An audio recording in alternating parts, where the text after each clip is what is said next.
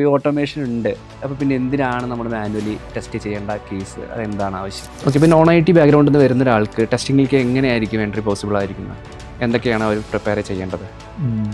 പക്ഷേ ഒരു fresher attend ചെയ്യുന്ന സമയത്ത് എന്തൊക്കെ ക്വസ്റ്റ്യൻസ് ആണ് എക്സ്പെക്റ്റ് ചെയ്യേണ്ടത്?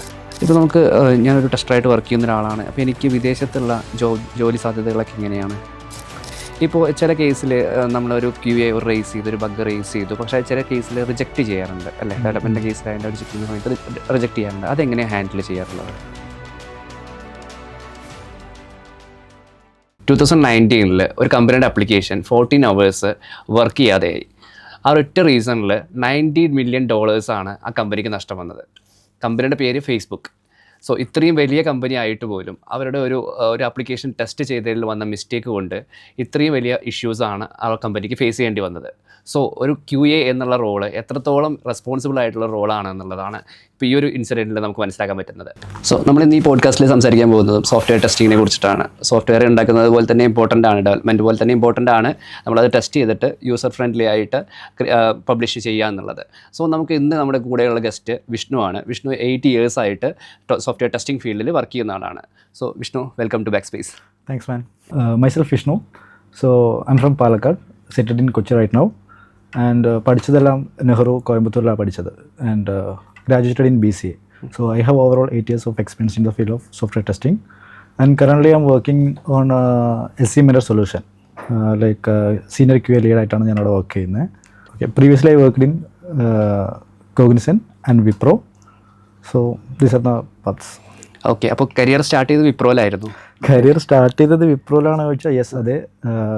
ലൈക്ക് നമ്മളെല്ലാവരും ഗ്രാജുവേറ്റ് ആയതിനു ശേഷം ത്രൂ ക്യാമ്പസ് സെലക്ഷൻ വഴി നമുക്ക് കിട്ടുമല്ലോ. സോ അങ്ങനെ പ്ലേസ്ഡ് ആയതാണ് ഞാൻ വിപ്രോയിൽ. ഓക്കെ, ക്യാമ്പസ് സെലക്ഷനിൽ വിപ്രോയിൽ സെലക്ട് ആയതാണ്. ആ സമയത്ത് വിപ്രോയും പിന്നെ വേറെ ഇൻഫിനൈറ്റ് സൊല്യൂഷൻ എന്ന് പറഞ്ഞ 2 ഓഫേഴ്സ് ഉണ്ടായിരുന്നു. സോ യൂഷ്വലി നമ്മൾ MNC എന്ന് പറയുമ്പോൾ അതിലോട്ടാണല്ലോ പോവാറ്.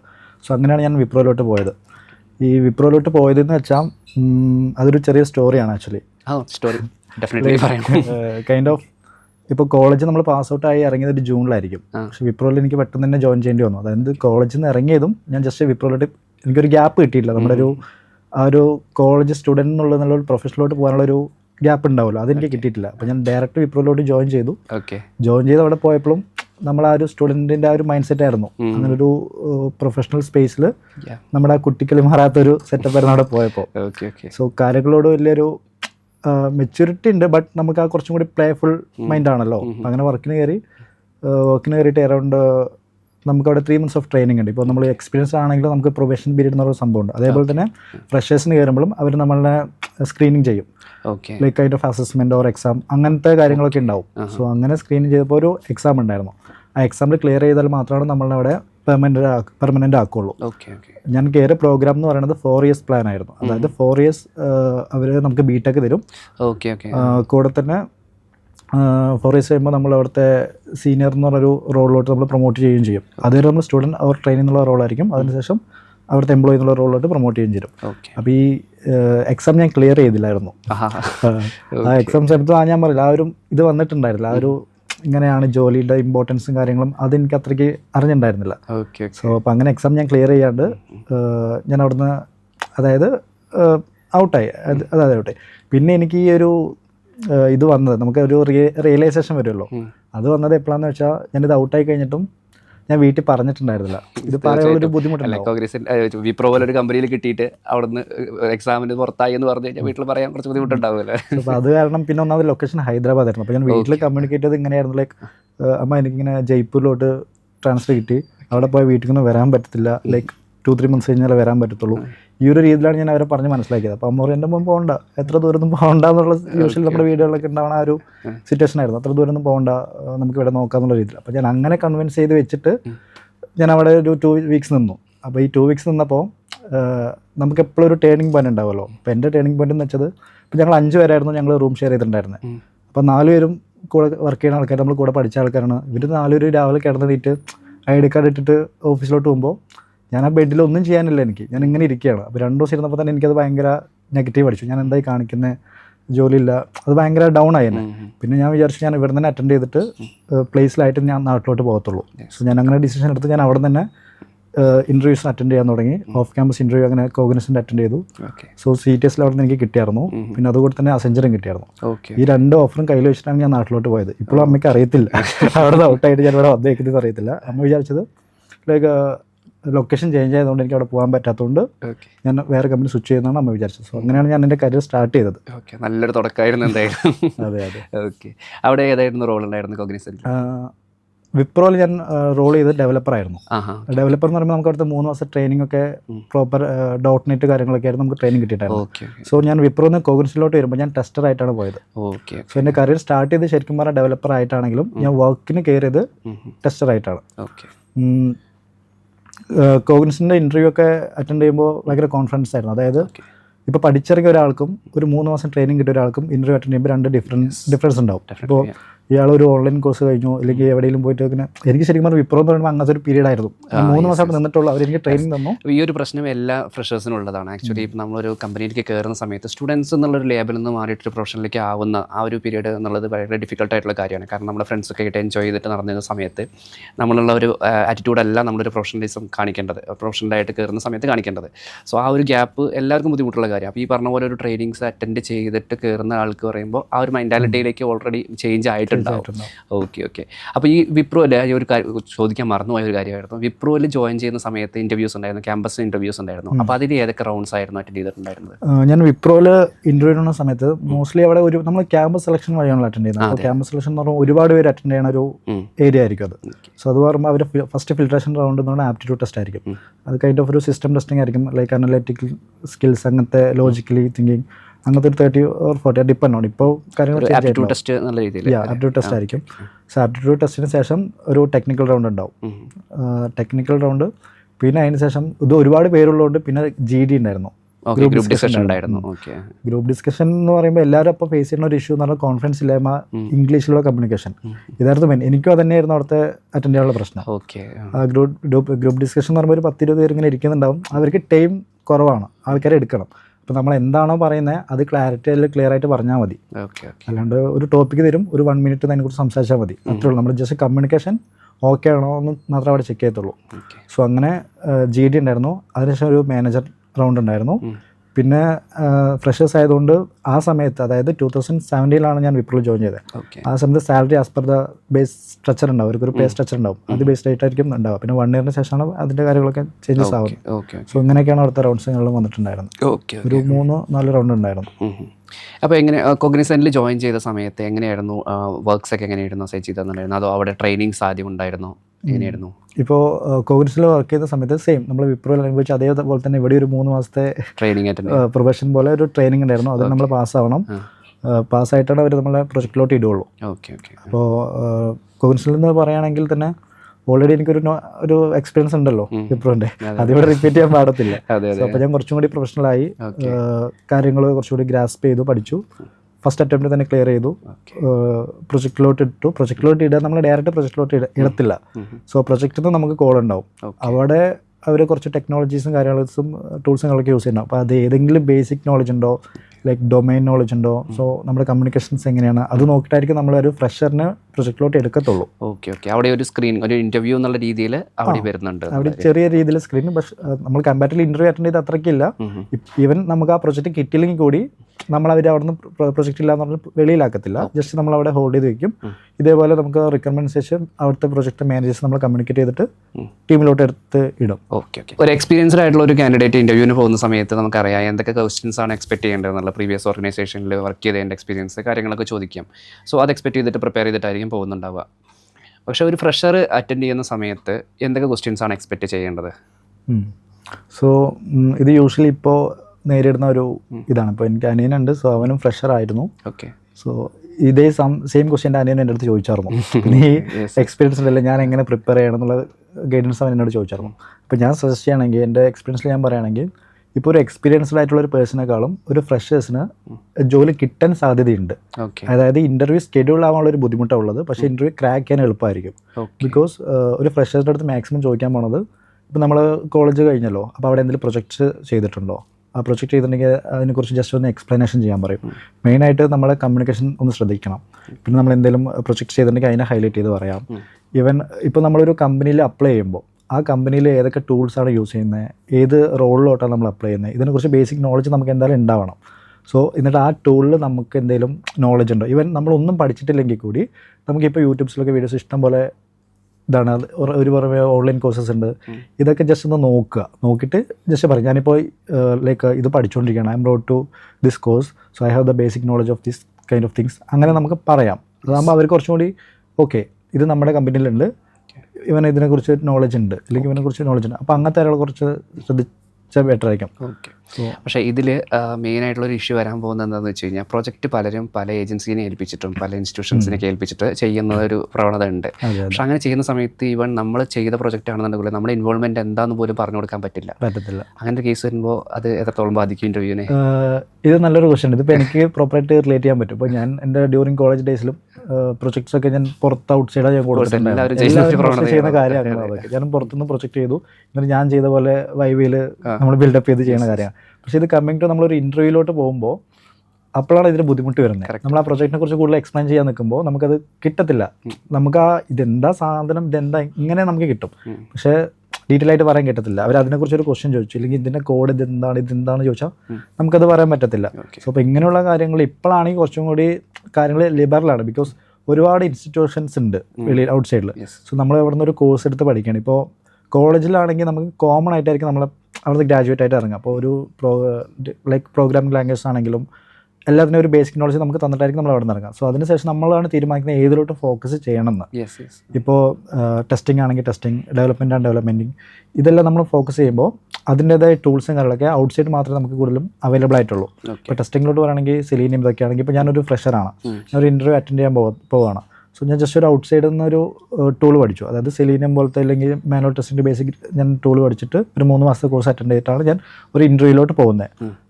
അതൊരു സിനാരിയോ. രണ്ടാമത് ഞാൻ കോളേജിൽ നിന്ന് പാസ് ഔട്ട് ആയിട്ട് ഡയറക്റ്റ് ഇൻ്റർവ്യൂ അറ്റൻഡ് ചെയ്യുന്നത്. ഈ 2 പേര് ഉണ്ടെന്നുണ്ടെങ്കിൽ ഒബ്വിയസ്ലി കിട്ടാൻ ചാൻസ് പറയുന്നത് ആ കോഴ്സ് പഠിച്ച ആൾക്കാരായിരിക്കും. ബിക്കോസ് കുറച്ചുകൂടി സംസാരിക്കാനുണ്ടാവും.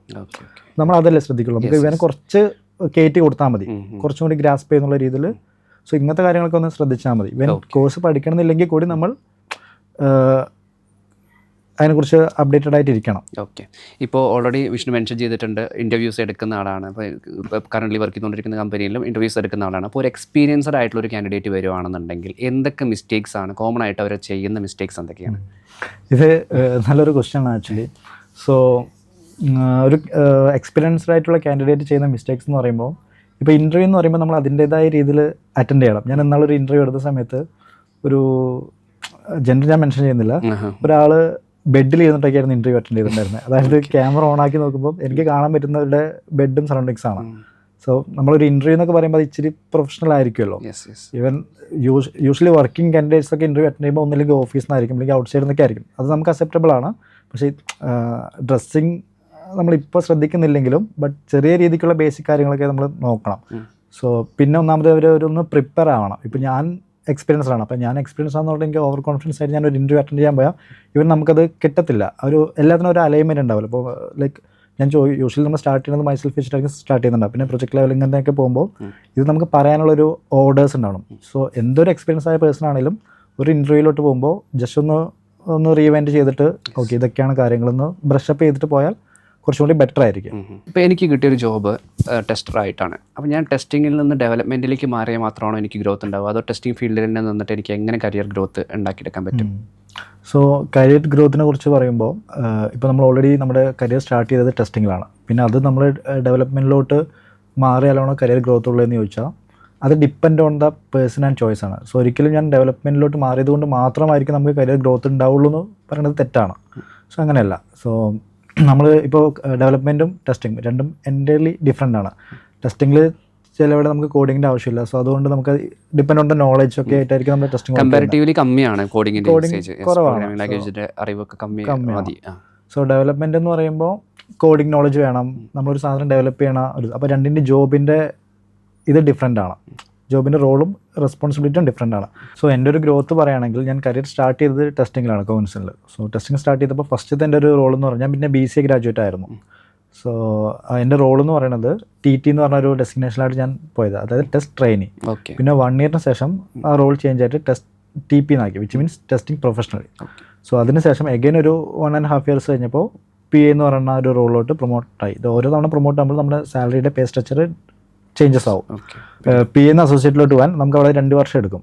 ഈ 2 വർഷത്തിൽ നമുക്ക് നമ്മുടെ ഡെസിഗ്നേഷൻ ചേഞ്ച് ആവില്ല, പക്ഷേ ഇയർലി നമുക്ക് ഇയർ ആൻഡ് റേറ്റിംഗ് അനുസരിച്ച് നമ്മുടെ സാലറിയുടെ ഹൈക്കും കാര്യങ്ങളും വരും, പക്ഷെ നമ്മുടെ റോൾ ചേഞ്ച് ആകത്തില്ല. സോ അസോസിയേറ്റ് കഴിഞ്ഞാൽ പിന്നെ സീനിയർ, ഇങ്ങനെയാണ് കൗൺസിലോട്ട് ടെസ്റ്റിങ്ങിൻ്റെ ഒരു റോൾ പോയി കൊണ്ടിട്ടുണ്ടായിരുന്നത്. ഇത് എഞ്ചിനീയേഴ്സിന് അത് ഡിഫറെൻ്റ് ആയിരിക്കും, ആർട്സിന് ഡിഫറെൻ്റ് ആയിരിക്കും. So depend on the education അനുസരിച്ച് ഇത് ഡിഫറെൻ്റ് ആയിരിക്കും. ശരിക്കും ഇത് കരിയർ സ്റ്റാർട്ട് ചെയ്യുമ്പോൾ നമ്മുടെ തുടക്കത്തിലുള്ള ഒരു ബുദ്ധിമുട്ടുണ്ട്. അതായത് ആർട്സ്, എഞ്ചിനീയർ, പോസ്റ്റ് ഗ്രാജുവേറ്റ്, ഇതിൻ്റെ മൂന്നിൻ്റെയും സ്റ്റാർട്ടിങ് പേ സ്ട്രക്ചർ ഡിഫറെൻ്റ് ആയിരിക്കും. ബട്ട് നീ വർക്കിന് കയറി കഴിഞ്ഞാൽ ഒരു കമ്പനി സ്വിച്ച് ചെയ്യുമ്പോൾ പാക്കേജ് നമ്മൾ പിന്നെ ആ ഒരു ബാക്ക്ഗ്രൗണ്ട് അത്രയ്ക്ക് എഫക്റ്റ് ആവുന്നില്ല, കമ്പാരിറ്റീവ്ലി എഫക്റ്റ് ആവുന്നില്ല. പിന്നെ നമ്മുടെ എക്സ്പീരിയൻസാണ് നോക്കുന്നത്, എക്സ്പീരിയൻസ് വെച്ചിട്ടാണ് നമുക്ക് സാലറി തരുന്നത്.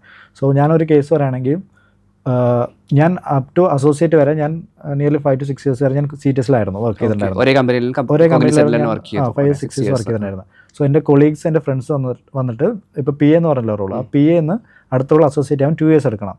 അവൻ PA കഴിഞ്ഞപ്പോൾ കുറച്ച് പേര് അവിടെ കമ്പനി സ്വിച്ച് ചെയ്തായിരുന്നു. അതായത് 3 years കമ്പനി സ്വിച്ച് ചെയ്തിട്ട് വേറെ കമ്പനിയിലോട്ട് പോയി. സോ ഞാൻ എന്തുകൊണ്ടാണ് സ്വിച്ച് ചെയ്യാത്തതെന്ന് വെച്ചാൽ എനിക്ക് വേറെയും കുറേ പ്ലാൻസ് ഉണ്ട്. ഇപ്പോൾ എൻ്റെ നേറ്റീവിൻ്റെ അടുത്തായിരുന്നു എൻ്റെ കമ്പനി വന്നിട്ടുണ്ടായിരുന്നത്. സോ ഞാൻ വേറെ സൈഡിൽ എനിക്ക് കുറച്ച് പ്ലാൻസ് ഉള്ളതുകൊണ്ട് ഞാനതവിടെ ഇപ്പം ഞാൻ ഇതിനോട് മാത്രം പ്രയോറിറ്റി ചെയ്തിട്ടുണ്ടിരുന്നു. സോ നമുക്ക് അങ്ങനെയും കരിയർ ഗ്രോത്ത് ചെയ്യാം. അതായത് ഒരു പർട്ടിക്കുലർ ഇയേഴ്സ് ഓഫ് ഒരു കമ്പനിയിൽ വർക്ക് ചെയ്തതിന് ശേഷം നമുക്ക് കമ്പനി സ്വിച്ച് ചെയ്യാം. ഓക്കെ, അപ്പോൾ ഈ 3 years എന്താ വർക്ക് ചെയ്ത ഒരാൾ അടുത്തൊരു കമ്പനിയിലേക്ക് പോകുന്ന സമയത്ത് ഈവൻ ഡെസിഗ്നേഷനിലടക്കം ചേഞ്ചസ് നമുക്ക് വാങ്ങിച്ചെടുക്കാൻ പറ്റും ഈസി ആയിട്ട്, അതല്ലേ ഉദ്ദേശിച്ചത്? നമ്മളൊരു ലീഡ് റോൾ വർക്ക് ചെയ്യുമ്പോൾ നമുക്ക് അണ്ടറിൽ ഒരു 4 പേരുണ്ടാവും. സോ ഇപ്പോൾ നമ്മൾ ഇവരുടെ റിപ്പോർട്ടും കൂടി നമ്മൾ നോക്കണം. നമ്മൾ എൻഡ് ഓഫ് ദ ഡേ ഇതൊക്കെ കൺസോളിഡേറ്റ് ചെയ്തിട്ടായിരിക്കും നമ്മൾ റിപ്പോർട്ടും കാര്യങ്ങളൊക്കെ കൊടുക്കുന്നുണ്ടാവുക. സോ നമ്മുടെ റെസ്പോൺസിബിലിറ്റി, നമ്മുടെ ഡെസിഗ്നേഷൻ കൂടുന്നതോറും റെസ്പോൺസിബിലിറ്റീസും കൂടും. സോ ഇപ്പോൾ നമ്മളതിന് കേപ്പബിൾ ആണെങ്കിൽ നമുക്ക് ഓക്കെ സ്വിച്ച് ചെയ്യാം. സോ കരിയർ ഗ്രോത്ത് എന്ന് പറയുന്നത് ഇറ്റ് ഡിപ്പെൻഡ് ഓൺ അസ്. ടെക്നോളജിയും ഡിപ്പെൻഡ് ആണ്. നമ്മൾ ലേൺ ചെയ്താൽ മാത്രം പോരാ, നമ്മുടെ പ്രൊജക്റ്റിൽ അത് എങ്ങനെ ഇംപ്ലിമെൻറ്റ് ചെയ്യാമെന്നും കൂടി നമ്മൾ കറക്റ്റ് ഒരു കാര്യം വരുമ്പോൾ നമ്മളത് പ്രോപ്പറായിട്ട് ഇംപ്ലിമെൻറ്റ് ചെയ്യുമ്പോൾ നമുക്ക് അവിടെ നിന്ന് തന്നെ കരിയർ ഗ്രോത്ത് ഉണ്ടാവാൻ എളുപ്പമാണ്. സോ ഈ വേറൊരു സിനാരിയോ പറയുകയാണെങ്കിൽ ഇപ്പോൾ എൻ്റെ ഒരു കൂട്ടുകാരനുണ്ടായിരുന്നു, എയറോനോട്ടിക്കൽ എഞ്ചിനീയറിംഗ് കഴിഞ്ഞതാണ്, നോൺ IT ബാക്ക്ഗ്രൗണ്ടാണ്, ആക്ച്വലി എയറോനോട്ടിക്കൽ, പക്ഷേ ഭയങ്കര ബുദ്ധിയാണ്, ഭയങ്കര കോഡിങ്ങിനോടൊക്കെ ഭയങ്കര താല്പര്യമാണ്. ഞങ്ങളെല്ലാവരും ഒരേ ബാച്ചായിരുന്നു. ഇവൻ 2 years കഴിഞ്ഞപ്പോൾ അവൻ്റെ ഡെസിഗ്നേഷൻ മാറി. അതായത് ഒരു പ്രൊജക്റ്റ് വരുമ്പോൾ തന്നെ അവൻ അറിയുന്നുണ്ട് ഇത് ഇങ്ങനെ ചെയ്യുന്നതിനേക്കാൾ ഇങ്ങനെ ചെയ്യാം. അവനാണെങ്കിൽ മൾട്ടിപ്പിൾ സ്കിൽസ് ആയിരുന്നു, ടെസ്റ്റിംഗ് അറിയാം, ഡെവലപ്മെൻറ്റ് അറിയാം, ഭയങ്കര മൾട്ടി ടാലൻറ്റ് പേഴ്സൺ ആയിരുന്നു. സോ അതുകൊണ്ട് അവൻ്റെ കരിയർ ഗ്രോത്ത് എൻ്റെ ഡിഫറെൻ്റ് ആയിരുന്നു. സോ ഇത് ഓരോരുത്തരും നമ്മളെ ഡിപ്പെൻഡ് ചെയ്തിരിക്കും. നമ്മൾ ചൂസ് ചെയ്യേണ്ടതാണെങ്കിലും പിന്നെ നമുക്ക് കരിയർ ഗ്രോത്തിന് വേണ്ടി ഇപ്പോൾ നമുക്ക് ഒരു 2 LP എക്സ്ട്രാ തരാം. ചിലവർക്ക് നമ്മുടെ ലൊക്കേഷൻ പ്രിഫറൻസ് വരും, ഹൈദരാബാദിലേക്ക് അവിടെ പോയി വർക്ക് ചെയ്യാൻ പറ്റുമെന്ന് വെച്ചാൽ നമ്മുടെ സറൗണ്ടിങ്സ് എല്ലാം ഡിപ്പെൻഡ് ചെയ്തിട്ടായിരിക്കും കരിയർ ഗ്രോത്ത് ഉണ്ടാവുക. സോ ഓക്കെ, ഇപ്പോൾ നോൺ IT ബാക്ക്ഗ്രൗണ്ടിൽ നിന്ന് വരുന്ന ഒരാൾക്ക് ടെസ്റ്റിംഗിലേക്ക് എങ്ങനെയായിരിക്കും എൻട്രി പോസിബിൾ ആയിരിക്കുന്നത്? എന്തൊക്കെയാണ് അവർ പ്രിപ്പയർ ചെയ്യേണ്ടത്? ഇപ്പോൾ നോൺ IT ബാക്ക്ഗ്രൗണ്ടിൽ നിന്ന് വരുന്ന ഒരാൾക്ക് ഈസി ആയിട്ട് കരിയർ സ്റ്റാർട്ട് ചെയ്യാൻ പറ്റുന്ന ഒരു മേഖലയാണ് manual testing. So manual testing സംബന്ധിച്ചിടത്തോളം നമുക്ക് കോഡിംഗ് ഇല്ല. സോ അവർ പ്രിപ്പയർ ചെയ്യേണ്ട കുറച്ച് കാര്യങ്ങൾ എന്താണെന്ന് വെച്ചാൽ നമുക്കൊന്നാമത് എന്താ പറയുക, മാനുവൽ ടെസ്റ്റിങ്ങിൻ്റെ ബേസിക് കാര്യങ്ങൾ പഠിക്കുക. എന്താണ് മാനുവൽ ടെസ്റ്റിംഗ്, അതിനെക്കുറിച്ച് പഠിക്കുക. പിന്നെ അതിന് നെക്സ്റ്റ് സ്റ്റെപ്പ് എന്ന് പറയുന്നത് എന്തെങ്കിലും ഓട്ടോമേഷൻ ടൂൾ, അതിൽ നമുക്ക് കുറച്ച് ലെസ് കോഡിങ്സേ വേണ്ടുള്ളൂ. ഓട്ടോമേഷൻ ടൂളിനെ കുറിച്ച് പഠിക്കുക. പിന്നെ ഈ മാനുവൽ ടെസ്റ്റിംഗ് നമുക്ക് ഓരോരോ സ്റ്റെപ്പ് ബൈ സ്റ്റെപ്പ് പ്രോസസ്സാണല്ലോ. അതായത് റിക്വയർമെൻറ്റ് വരും, നമ്മൾ പ്ലാൻ ചെയ്യും, എക്സിക്യൂട്ട് ചെയ്യും, ഡിഫക്റ്റ് റേസ് ചെയ്യും. സോ ഈ ഒരു പ്രോസസ്സ് നമുക്ക് STLC പ്രോസസ്സ് നമ്മുടെ മൈൻഡിൽ ഉണ്ടാവണം. അതുപോലെ തന്നെ ഈ ടെസ്റ്റ് കേസസ് ക്രിയേറ്റ് ചെയ്യുന്നത്, പ്ലാനിങ് ക്രിയേറ്റ് ചെയ്യുന്നത്, അതിൻ്റെ ബേസിക് ഒന്നൊരു ഐഡിയ ബേസിക് ഉണ്ടാവണം. എന്താണ് ടെസ്റ്റിംഗ് എന്നുള്ളൊരു ബേസിക് ആയിട്ട് ആ ബേസിക്കിനനുസരിച്ച് നമ്മൾ നമ്മുടെ ലേണിംഗ് സ്റ്റാർട്ട് ചെയ്യുക. ഓക്കെ, ഇപ്പോൾ ടെസ്റ്റ് പ്ലാനിൽ എന്തൊക്കെ ചെയ്യും, അതുപോലെ ടെസ്റ്റ് കേസസ്, ഈ ടെസ്റ്റ് കേസസ് നമ്മൾ പ്രിപ്പയർ ചെയ്യാൻ പഠിക്കുക. ഇല്ലെങ്കിൽ നമുക്ക് ഓൺലൈനായിട്ടാണെങ്കിലും നമുക്ക് വേറെ കോഴ്സ് ചെയ്ത് പഠിച്ച് നമുക്ക് അതൊക്കെ നമ്മൾ ഹാൻഡ്സ് ഓൺ എക്സ്പീരിയൻസ് ചെയ്യാം. പിന്നെ ഒരു ടൂളൊക്കെ ആയിരിക്കും നമുക്ക് പുറത്തുനിന്ന് പഠിക്കേണ്ടി വരുള്ളൂ. ഫോർ എക്സാമ്പിൾ ഇപ്പോൾ ഡിഫക്റ്റ് ഒക്കെ റേസ് ചെയ്യാൻ വേണ്ടിയിട്ട് ഇപ്പോൾ മാർക്കറ്റിലാണെങ്കിൽ ജിറ എന്ന് പറഞ്ഞ ടൂളുണ്ട്, HP എലമെൻറ്റ്, ഞാൻ ഇതിലൊക്കെ വർക്ക് ചെയ്യുന്നു. സോ ഇങ്ങനത്തെ ഏതെങ്കിലും ഒരു ടൂൾ, എല്ലാത്തിൻ്റെയും അതിൻ്റെ മോഡ് ഓഫ് ട്രാൻസാക്ഷൻ ഒന്നായിരിക്കും. സോ ഏതെങ്കിലും ടൂള്, ബഗ് എന്ന് പറയുന്ന ഡിഫക്റ്റ് റേസ് ചെയ്യാനുള്ള ടൂൾ, ഒരു ടൂള് പഠിക്കുക. പിന്നെ നെക്സ്റ്റ് മാനുവൽ ഇതിലോട്ട് വരുമ്പോൾ അടുത്തൊരു ഒരു അഡ്വാൻറ്റേജ് എന്ന് പറഞ്ഞാൽ ഓട്ടോമേഷനാണ്. അപ്പോൾ ഓട്ടോമേഷൻ്റെ ബേസിക് ആയിട്ടുള്ള കുറച്ച് കാര്യങ്ങൾ പഠിക്കുക. അപ്പോൾ ഓട്ടോമേഷൻ വിത്ത് സെലീനിയം ഇല്ലെങ്കിൽ അങ്ങനെ കുറേ മാർക്കിൽ സൈപ്രസ് എന്ന് പറഞ്ഞ കുറേ ഉണ്ട്. അപ്പോൾ ഏതെങ്കിലും അതൊന്ന് പഠിക്കുക. എന്നിട്ട് നമ്മൾ ഇൻ്റർവ്യൂ അറ്റൻഡ് ചെയ്യുമ്പോൾ നമുക്ക് സംസാരിക്കാൻ കുറച്ചുകൂടി ഉണ്ടാവും. ഇതൊക്കെ നമ്മൾ ലേൺ ചെയ്യുന്നുണ്ടെങ്കിൽ ഈ സർട്ടിഫിക്കേഷൻ ഉണ്ട്. ഇപ്പോൾ നോൺ IT വരുന്നവർക്ക് ഇപ്പോൾ ടെസ്റ്റിംഗ് ഒരുപാട് സർട്ടിഫിക്കേഷൻസ് നമുക്ക് ചെയ്യാൻ പറ്റും. ISTQB എന്ന് പറഞ്ഞ സർട്ടിഫിക്കേഷൻ ഉണ്ട്. സോ ഇതൊക്കെ ഈ സർട്ടിഫിക്കറ്റ് നമ്മൾ ക്രാക്ക് ചെയ്തെന്നുണ്ടെങ്കിൽ തന്നെ അത് നമുക്ക് അത് അത് ഇൻ്റർവ്യൂ എടുക്കുന്ന ആൾക്ക് അറിയാൻ പറ്റും. ഈ ISTQB എന്ന് പറഞ്ഞ സർട്ടിഫിക്കറ്റ് ഒക്കെ ഒരു നോൺ IT ബാക്ക്ഗ്രൗണ്ട് ക്രാക്ക് ചെയ്യാന്ന് പറഞ്ഞാൽ അത് വലിയ കാര്യം തന്നെയാണ്. അങ്ങനത്തെ കാര്യങ്ങൾ ശ്രദ്ധിച്ചു എന്ന് വെച്ചാൽ നമുക്ക് ഈസി ആയിട്ട് ഇൻ്റർവ്യൂ ക്രാക്ക് ചെയ്യാൻ പറ്റും. പിന്നെ IT സംബന്ധിച്ചിടത്തോളം നോൺ IT എന്ന് അങ്ങനെ ഉണ്ടോയെന്ന് ചോദിച്ചാൽ ഉണ്ട്, ബട്ട് കമ്പാരിറ്റീവ്ലി ഇല്ല എന്ന് ഞാൻ പറയാം. ബിക്കോസ് എൻ്റെ ബാച്ച് തന്നെ ഞാൻ പറഞ്ഞു, ഒരു എയറോനോട്ടിക്കൽ പഠിച്ചൊരു പുള്ളിക്കാരുണ്ടായിരുന്നു.